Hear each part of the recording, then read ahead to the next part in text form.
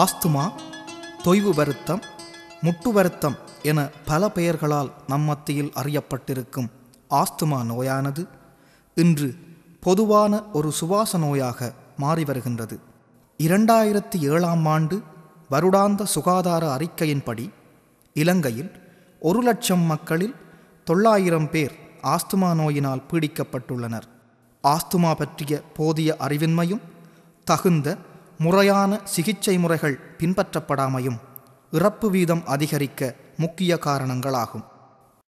Asthma என்றால் என்ன? சாதாரணமான சுவாசத்தின் போது வலியானது மூக்குத்துவாரத்தினோடு உட்சென்று வாதநாளி, சுவாசப்பை குழாய், சுவாசச் சிறுகுழாய்கள் என்பவற்றினூடாகச் சென்று நுரையீரலிலுள்ள சிற்றறைகளை அடைகின்றது. இங்கு வாயு பரிமாற்றம் நிகழ்ந்து வெளிச்சுவாசத்தின் போது வலியானது மீண்டும் வளிமண்டலத்தை அடைகின்றது. அழற்சி அல்லது ஒவ்வாத்தன்மை காரணமாக சுவாச குழாய்கள் அசாதாரணமாக சுருங்குவதனால் சுவாசிப்பதற்கு கஷ்டம் ஏற்படும் தன்மையே ஆஸ்துமா என்பதாகும். ஒவ்வாத்தன்மையுள்ள பதார்த்தம் சுவாசம் மூலமாகவோ அன்றி குருதி மூலமாகவோ சுவாச குழாய்களுக்கு எடுத்துச் செல்லப்படும் போது ஆஸ்துமா நோயாளிகளின் சுவாச குழாய் அசாதாரணமாக அழற்சியடைகின்றது. இதன்போது சுரக்கப்படும் குறிப்பிட்ட ஊக்க பதார்த்தங்களால் அதிகளவு சளித்திரவம் சுரத்தல், வட்டத்தசைகள் சுருக்கமடைதல், உட்தோல் தடிப்படைதல் என்பன நிகழ்கின்றது. இதன் காரணமாக மூச்சு விடும்போது ஒலி ஏற்படுதல், இருமல், நெஞ்சை இறுக்குதல் ஆகிய குணங்குறிகள் குறிப்பாக இரவிலும் அதிகாலை வேளையிலும் அதிகமாக வெளிப்படும். நோயின் தாக்கத்தை அதிகரிக்கும் காரணிகளாவன சுவாசக் குழாயில் கிருமித் தாக்கம், தடிமன், நியூமோனியா போன்றன. காலநிலை மாற்றம், குளிர்காலம், குளிரூட்டப்பட்ட அறைகள் போன்றன. ஒவ்வாத மருந்துகள், ஆஸ்பிரின், பென்சிலின் போன்றன.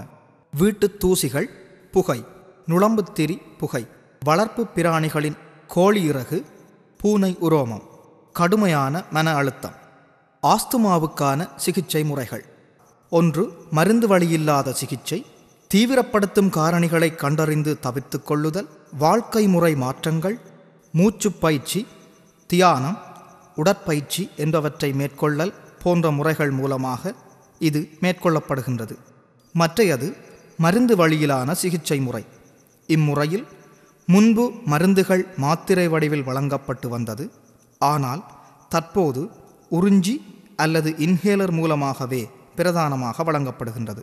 உறிஞ்சி அல்லது இன்ஹேலர் பாவனையானது சிகிச்சைக்கான மருந்துகளை உரிய அளவில் உரிய இடத்திற்கு மிக விரைவாக சென்றடைய உதவுவதுடன் வாய் மூலமான மாத்திரைகளால் ஏற்படும் பக்க விளைவுகளையும் குறைக்க உதவுகின்றது.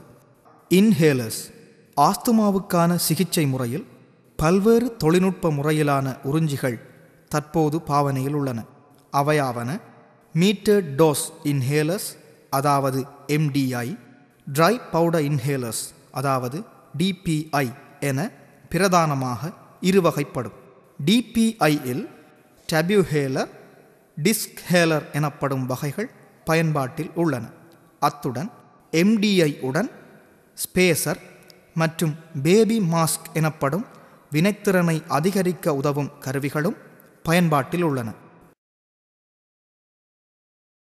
MDI மீட்டர்ட் டோஸ் இன்ஹேலரின் பகுதிகளாவன பிளாஸ்டிக்கினால் ஆன உடற்பாகம், வாய்த்துண்டு, மூடி மற்றும் மருந்து கொள்கலன்.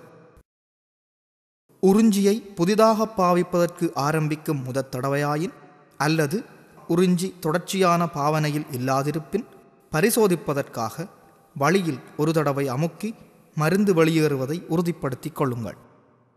பாவிப்பதற்கான படிமுறைகள்: MDI இனது மருந்து கொள்கலன் பகுதி மேற்புறமும் வாய்த்துண்டு கீழ்ப்புறமாக இருக்குமாறும் செங்குத்தாக பிடித்து கொள்ளுங்கள். வாய்த்துண்டின் மூடியை அகற்றுங்கள். மேலும் கீழுமாக உறிஞ்சியை நன்கு குலுக்குங்கள். உங்கள் சுவாசப்பைகள் சௌகரியமாக உணரும் வரை மெதுவாக இயன்றவரை வெளிச்சுவாசியுங்கள். வாய்ப்பகுதியை உங்கள் பற்களுக்கு இடையில் வைத்து உதடுகளால் உறிஞ்சியின் வாய்ப்பகுதியை மூடுங்கள். கொள்கலனின் மேற்புறம் மீது இறுக்கமாக கீழே அமுக்குங்கள். உங்கள் வாயினூடாக மெதுவாக உச்சுவாசிக்க ஆரம்பியுங்கள். ஆழமாகவும் நிலையாகவும் சுவாசிப்பதை தொடருங்கள். இயலுமானவரை உச்சுவாசித்த பின்பு உங்கள் உறிஞ்சியை வாயிலிருந்து அகற்றுங்கள். உச்சுவாசித்த காற்றை வெளிச்சுவாசிக்காமல் மனதுக்குள் 1 தொடக்கம் 10 எண்ணும் வரை மூச்சை உள்ளே நிறுத்தி வைத்துக் கொள்ளுங்கள். மெதுவாக வெளிச்சுவாசியுங்கள். உறிஞ்சியின் மூடியை மீண்டும் பொருத்துங்கள். வாயினை சுத்தமான நீரினால் நன்கு அலசி கழுவுங்கள். உறிஞ்சியை சுத்தப்படுத்தும் முறை. உங்கள் உறிஞ்சியை கிழமைக்கு 1 தடவையாவது சுத்தப்படுத்துங்கள். மெதுவாக மருந்து கொள்கலன் பகுதியை உடற்பாகத்திலிருந்து இழுத்து அகற்றுங்கள். வாய் மூடிப்பகுதியை அகற்றுங்கள். கொள்கலன் தவிர்ந்த ஏனைய பகுதிகளான உடற்பகுதி மற்றும் வாய்மூடியை சுடுநீரில் அமிழ்த்தி கழுவுங்கள். மேலதிக நீரை வெளியேற்ற நன்கு குலுக்குங்கள். ஈரமற்ற இடத்தில் உலரவிடுங்கள். பின்வரும் விடயங்களை கவனத்தில் கொள்ளுங்கள். சிறுபிள்ளைகளுக்கு எட்டாத இடத்தில் வையுங்கள். கொள்ளளவியானது உயர் அமுக்கத்தில் பொருத்தப்பட்டுள்ளதால் குத்துவதையோ எரிப்பதையோ உடைப்பதையோ தவிர்த்து கொள்ளுங்கள். டிபிஐ உறிஞ்சியின் பகுதிகளாவன வாய்த்துண்டு, வெளித்தள்ளப்பட்ட சதுர துவாரம், துடுப்பு மற்றும் அடி. பாவிப்பதற்கு முன்பு துடுப்பானது உயர்த்தப்பட்ட துவாரத்துக்கு நேரடியாக இருக்காதவாறு உறிஞ்சியின் பாகங்களை ஒன்றாக்குதல் முக்கியமாகும். உறிஞ்சியை செங்குத்தாக பிடித்து கொள்ளுங்கள். ஒளி புகவிடும் இயல்புள்ள பாகம் கீழுள்ளவாறு கேப்சியூலை உட்செலுத்துங்கள். வாய்த்துண்டை இறுக்கமாக ஒரு கையால் பிடித்த வண்ணம் மறு கையால் அடியை சுழற்றுங்கள். உறிஞ்சியினுள் கேப்சியூலின் ஒளி புகவிடும் பகுதி புகவிடாத பகுதியிலிருந்து வேறாகுதல் புலப்படும். இப்போது உறிஞ்சி பாவனைக்கு தயார். பாவிப்பதற்கான படிமுறைகள். உறிஞ்சியை பாவிப்பதற்கு முன் முழுதாக வெளிச்சுவாசியுங்கள். வாய்த்துண்டை பற்களுக்கிடையில் கவ்வி காற்று புகாத வண்ணம் உச்சுவாசியுங்கள். மருந்து கேப்சியூல் உறிஞ்சியினுள் ஒலி ஏற்படுத்துவதை அவதானிக்கலாம். உறிஞ்சியை வாயிலிருந்து கழற்றி உச்சுவாசித்த காற்றை வெளிச்சுவாசிக்காமல் மனதுக்குள் 1 தொடக்கம் 10 எண்ணும் வரை மூச்சை உள்ளே நிறுத்தி வைத்துக் கொள்ளுங்கள். மெதுவாக வெளிச்சுவாசியுங்கள். மருந்து கேப்சியூலினுள் மருந்து எஞ்சி காணப்படின் முதலாவது படியிலிருந்து மீண்டும் செய்யுங்கள். பயன்படுத்திய பின்னர் உறிஞ்சியின் பகுதிகளை வேறாக்குங்கள். வெற்று கேப்சியூலினை அப்புறப்படுத்துங்கள். உறிஞ்சியின் 2 பகுதிகளையும் ஒன்றாக்குங்கள். பாவனையின் பின்னர் சுத்தமான நீரினால் வாய் தொண்டை பகுதிகளை அலசி கழுவுங்கள். உறிஞ்சியை சுத்தப்படுத்தும் முறை. கிழமைக்கு 2 தடவைகளாயினும் கழுவி சுத்தப்படுத்துங்கள். 2 உறிஞ்சியின் பகுதிகளையும் வேறாக்குங்கள். 2 பகுதிகளையும் ஓடும் நீரில் நன்கு கழுவுங்கள். மேலதிக நீர் வெளியேறுவதற்கு நன்கு குலுக்குங்கள். உலர்வதற்கு அனுமதியுங்கள். வெப்பப்படுத்தலை தவிர்த்து கொள்ளுங்கள். 2 பாதிகளையும் மீளப் பொருத்துங்கள். கவனத்தில் கொள்ள வேண்டியவை: துணி அல்லது ஏதாவது உபகரணங்கள் பாவித்து வாய்த்துண்டை சுத்தப்படுத்துவதை தவிருங்கள். இது உபகரணத்தை பாதிப்புக்குள்ளாக்கும். எப்போதும் உறிஞ்சியை அதற்குரிய பெட்டியில் வைத்து பாதுகாத்து கொள்ளுங்கள். ஒவ்வொரு 6 மாதத்திற்கு ஒரு தடவையும் உறிஞ்சியை புதிதாக மாற்றிக்கொள்ளுங்கள். பாவிப்பதற்கு நீண்ட நேரத்துக்கு முன்னதாகவே கேப்சியூலை அதற்குரிய கொள்ளளவிலிருந்து வெளியே எடுப்பதை தவிர்த்து கொள்ளுங்கள். ஏனெனில் ஈரப்பதனுக்கு வெளிக்காட்டப்படுதல் கேப்சியூலை உரிய முறையில் திறப்பதை தடுக்கும். டிஸ்க் ஹேலர் உறிஞ்சியின் பகுதிகளாவன டிஸ்க், அதாவது மேற்பாகம், வாய்ப்பகுதி, பெருவிரல் வைக்கும் பகுதி. பாவிக்க முன்னர் டிஸ்கில் உள்ள மருந்தின் அளவை காட்டும் வாசிப்பை சரிபார்த்து கொள்ளுங்கள். டிஸ்கின் மேற்பாகத்தை கிடையாக ஒரு கையால் பிடித்தவாறு மற்ற கையின் பெருவிரலை விரல் வைக்கும் பகுதியில் வைத்து பக்கவாட்டில் முடிந்தவரை நகர்த்துங்கள். டிஸ்கின் வாய்ப்புறம் உங்கள் பக்கம் இருக்குமாறு பிடித்து விசையை பக்கவாட்டில் கிளிக் சத்தம் கேட்கும் வரை நகர்த்துங்கள். இப்போது டிஸ்கினுள் ஒரு வேளைக்குரிய மருந்து தயாராக இருக்கும். பாவிப்பதற்கான படிமுறைகள்: டிஸ்கை வாய்க்கு தூரமாக பிடித்தவாறு மூச்சை நன்றாக வெளிவிடுங்கள். வாய்ப்பகுதியை உதட்டுடன் மூடி வாயினால் உறுதியாகவும் ஆழமாகவும் மூச்சை உள்ளிழுத்து கொள்ளுங்கள். டிஸ்கை வாயிலிருந்து வெளியே எடுங்கள். 10 செகண்ட்கள் வரை மூச்சை உள்ளே நிறுத்தி வைத்திருங்கள். பின்னர் மூச்சை மெதுவாக வெளிவிடுங்கள். டிஸ்கை மூட விரல் அடையாளத்தில் வைத்து முடிந்தவரை உங்கள் பக்கமாய் நகர்த்துங்கள். விசை சரியான நிலைக்கு வரும்போது கிளிக் சத்தம் கேட்கும்.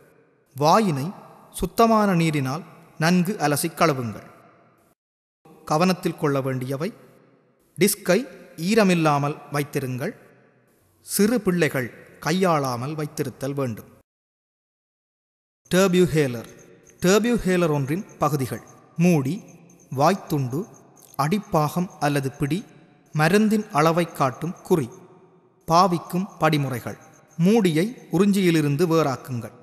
உறிஞ்சியை சிவப்பு நிற பிடிப்பாகம் கீழ்நோக்கி இருக்கத்தக்கவாறு செங்குத்தாக பிடியுங்கள். உள்ளெடுப்பதற்கான மருந்தை தயார் செய்வதற்காக உடற்பாகத்தினை கையினால் பிடித்தபடி அடிப்பாகத்தை ஒரு திசையில் முடியுமானளவு தூரம் வரை சுழற்றுங்கள். இச்செயன்முறையின் போது ஒரு கிளிக் ஒலியை கேட்க முடியும். இயன்றளவு உறிஞ்சிக்கு அப்பால் வெளிச்சுவாசியுங்கள். வாய்ப்பகுதியை பற்களுக்கிடையில் வைத்து உதடுகளால் நன்கு மூடிக்கொள்ளுங்கள். ஆழமாகவும் வலிமையாகவும் உறிஞ்சியினூடு உட்சுவாசியுங்கள். சிறிது நேரம் மூச்சை உள்ளே நிறுத்தி வைத்துக் கொள்ளுங்கள். உறிஞ்சியை வாயிலிருந்து அகற்றிய பின்னர் வெளிச்சுவாசியுங்கள். மூடியை மீளப் பொருத்துங்கள். பாவனையின் பின்னர் சுத்தமான நீரினால் வாயினை நன்கு அலசி கழுவுங்கள். கவனத்திற்கொள்ள வேண்டியவை: மருந்தின் அளவு காட்டும் குறி மீதமிருக்கும் மருந்து தடவைகளின் எண்ணிக்கையை காட்டும். மருந்து குறியானது ஒவ்வொரு 10 தடவை இடைவெளிகளை காட்டக்கூடியவாறு அளவிடப்பட்டுள்ளது. எனவே இது ஒவ்வொரு தடவை பயன்பாட்டின் பின்னரும் மாற்றத்தை காட்டாது. இறுதி 10 மருந்து தடவைகள் மீதமிருக்கும் போதே மருந்தின் அளவை காட்டும் குறியில் சிவப்பு நிறம் தெரியத் தொடங்கும்.